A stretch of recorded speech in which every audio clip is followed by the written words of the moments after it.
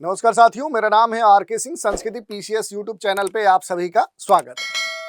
आज के एपिसोड में हम जिस न्यूज की चर्चा करने वाले हैं ये जुड़ती है मनरेगा के संशोधित स्वरूप के हिसाब से अब लागू होने वाली नई योजना से।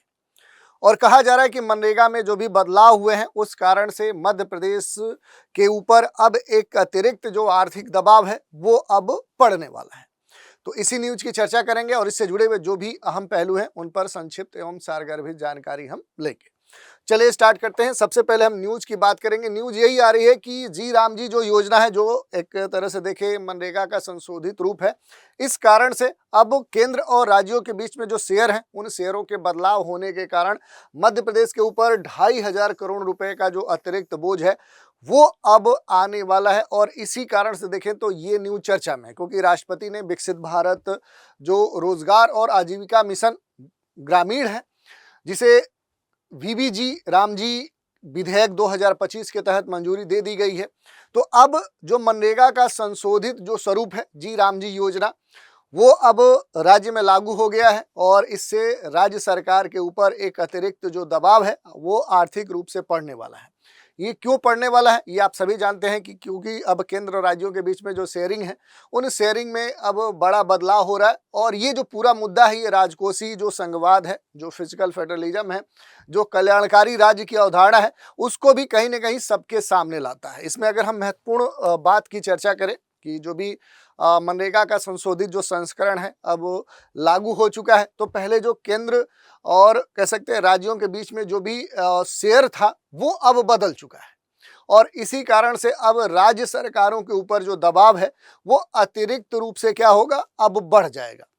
तो अब जी राम जी योजना के तहत केंद्र सरकार और जो भी राज्य सरकारें हैं उनके वहन करने का जो अनुपात है, पहले जो मनरेगा में अनुपात था उससे पूरी तरह से बदल जाएगा। और इसी कारण से ये जो मसला है ये खास तौर पे चर्चा में बना हुआ है। अगर थोड़ा सा हम बात कर लेंगे यहाँ पर जो पहले की योजना थी और अब की जो योजना है, क्योंकि केंद्र सरकार महात्मा गांधी जो राष्ट्रीय ग्रामीण जो गारंटी योजना है, जिसे हम आम बोलचाल में मनरेगा कहते थे, तो उस नाम को पूरी तरह से बदल दिया है। और अब क्या कर दिया गया है कि यहाँ पर नया जो नाम है वो ला दिया गया है।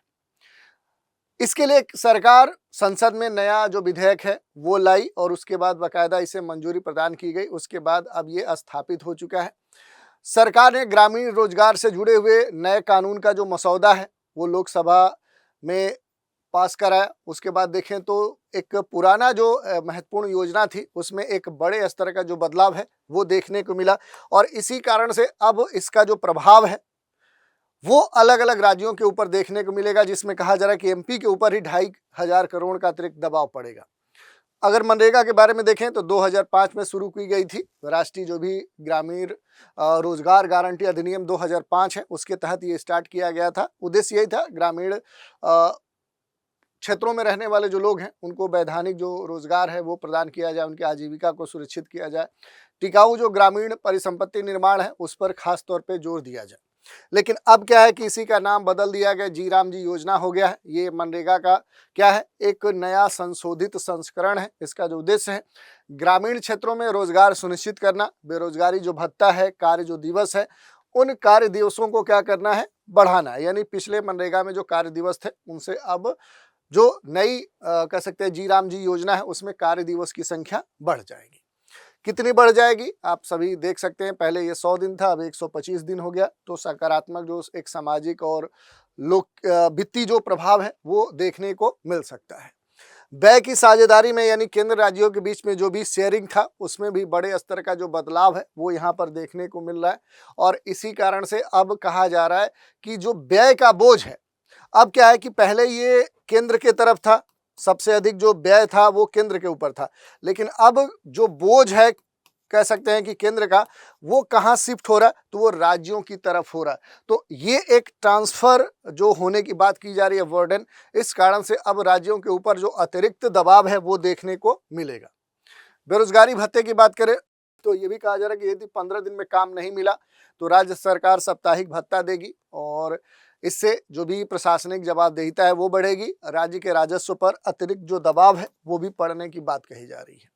अगर फिनेंशियल लेवल पे डेटा का एनालिसिस हम करते हैं तो पुरानी जो मनरेगा है उसके तहत केंद्र से प्राप्त जो राशि है, जैसे एमपी के संदर्भ में कहा जा रहा है कि 6,343 करोड़ है, लेकिन नई योजना के तहत अतिरिक्त जो आवश्यकता होगी उस कारण से अब मध्य प्रदेश के ऊपर अतिरिक्त जो दबाव है वो देखने को मिलेगा। और वित्तीय स्थिति की अगर वास्तविकता की बात करें तो मध्य प्रदेश पहले से क्या है, राजकोषीय घाटे से जूझ रहा है। बढ़ता हुआ जो ऋण जीडीएसपी अनुपात है वो भी एक महत्वपूर्ण कह सकते हैं कि पहले से समस्या बना हुआ है। और नई जो योजना है इससे रेवेन्यू जो एक्सपेंडिचर है वो क्या होगा, पहले की अपेक्षा बढ़ जाएगा। कैपिटल जो एक्सपेंडिचर है उसके लिए अब स्थिति और बदतर हो सकती है। प्रशासनिक और आर्थिक स्तर पे जो भी प्रभाव है, जैसे अगर सकारात्मक चीज़ों की बात करें तो ग्रामीण जो मजदूरी है वो तो बढ़ेगी, और इस कारण से जो लोग बाहर मजदूरी के लिए पैसा कमाने के लिए जाते थे उनके पलायन में कमी आएगी। मांग आधारित जो अर्थव्यवस्था है उसको फोर्स मिलेगा, एक तरह से मजबूती मिलेगी। सामाजिक जो सुरक्षा है, सोशल जो सिक्योरिटी है वो पहले से बेहतर होगी। लेकिन इसके निगेटिव इम्पैक्ट है, जैसे राज्यों पर असंतुलित जो एक दबाव है वो बढ़ सकता है।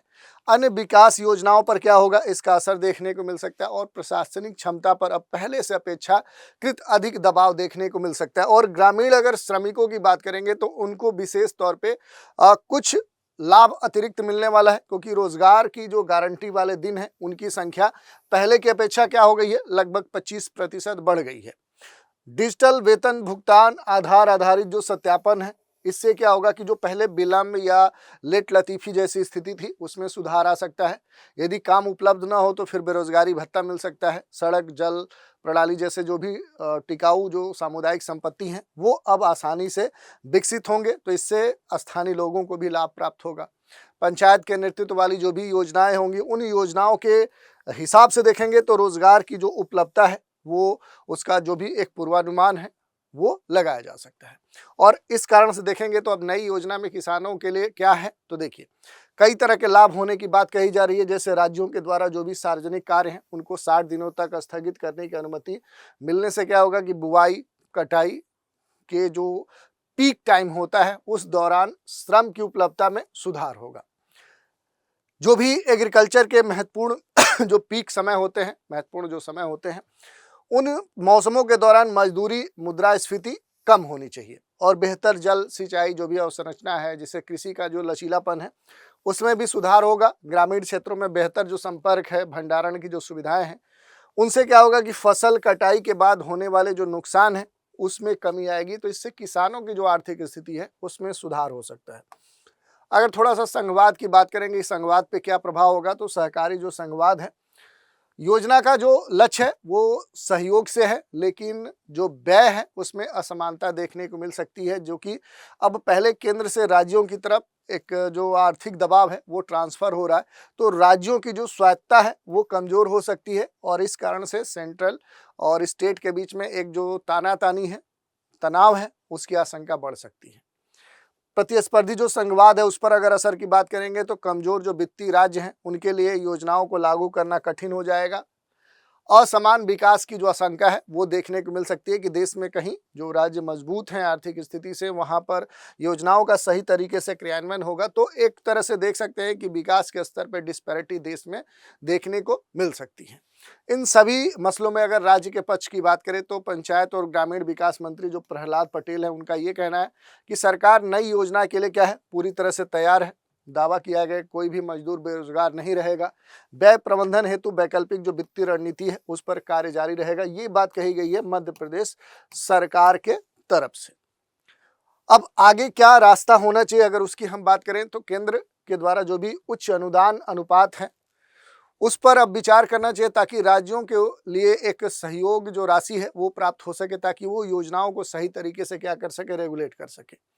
राज्यों के लिए जो विशेष वित्तीय सहायता है उसके संदर्भ में देखें तो राज्यों के लिए जो विशेष वित्तीय सहायता की बात की जा रही है ये होना चाहिए। और परिसंपत्ति आधारित जो भी रोजगार है उस पर विशेष जोर दिया जाना चाहिए। डायरेक्ट जो बेनिफिट ट्रांसफर है या फिर जो भी टेक्नोलॉजी है वहां पर कोई भी लूप होल होना नहीं चाहिए, या लीकेज कम से कम होना चाहिए, ताकि सही तरीके से जो बेनिफिट्स है वो ट्रांसफर किए जा सके।